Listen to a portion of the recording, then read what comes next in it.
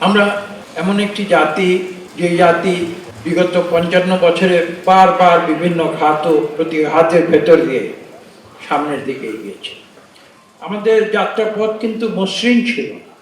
যে স্বাধীনতার জন্যে আমাদের দেশে লক্ষ লক্ষ মানুষ জীবন দিয়েছিল এবং যে বাংলাদেশ আমরা প্রত্যাশা করেছিলাম, সেই বাংলাদেশ কিন্তু ৫৫ বছরেই যে আমরা বিনির্মাণ করতে পেরেছি তা কিন্তু নয়।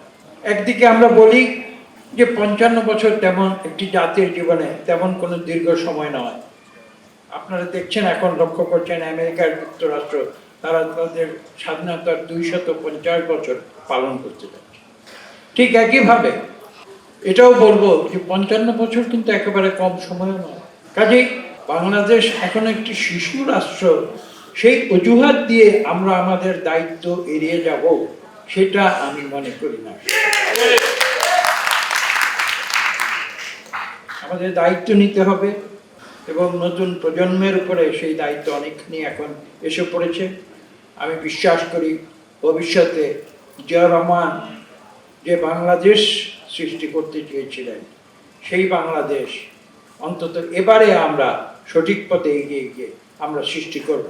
এবার যেন আর কোনো ভুল না হয় সে সম্পর্কে আমরা সজাগ। বাংলাদেশ কিন্তু, আমি বক্তব্য দ্বিরুক্তি করতে চাই না, তারপরে খুব সংক্ষেপে বলছি।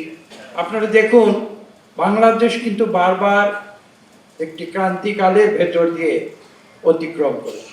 বিভিন্ন বক্তারা বলেছেন ৭১-এর যে মুক্তিযুদ্ধ, মানুষের অনেক প্রত্যাশা ছিল, কিন্তু ৭২ থেকে ৭৫, ৩ বছর, মাত্র ৩ বছরের ব্যবধানে বাংলাদেশের মানুষ কি দেখলো, সেই প্রত্যাশা ধ্বংস হয়ে গেল, সেটি পূরণ হয়নি।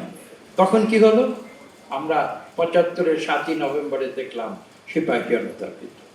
শহীদ প্রেসিডেন্ট জিয়াউর রহমানকে বাংলাদেশের মানুষ দ্বিতীয়বার তারা নিয়ে এলো। প্রথমবার শহীদ প্রেসিডেন্ট জিয়াউর রহমান কিন্তু নিজেই এগিয়ে এসেছে। তিনি শুধু স্বাধীনতার ঘোষণা দিয়েছিলেন তাই নয়, তিনি সম্মুখ সমরে যুদ্ধ করেছিলেন।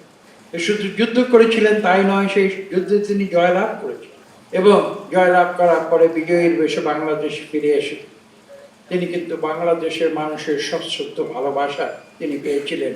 তাকে এই দেশের মানুষ বীর উত্তম মুক্তিযুদ্ধের সর্বোচ্চ যে খেতাব সেটি দেন। তিনি কিন্তু ক্ষমতার মোহে অন্ধ হননি। আপনারা জানেন, স্বাধীনতা যুদ্ধের পরে তিনি কিন্তু দেশ পরিচালনার কোনো বড় দায়িত্বে যাবেন এ ধরনের কোনো কথা বাংলাদেশের, তৎকালীন বাংলাদেশের কোনো মানুষ কেউ বুকে হাত দিয়ে বলে।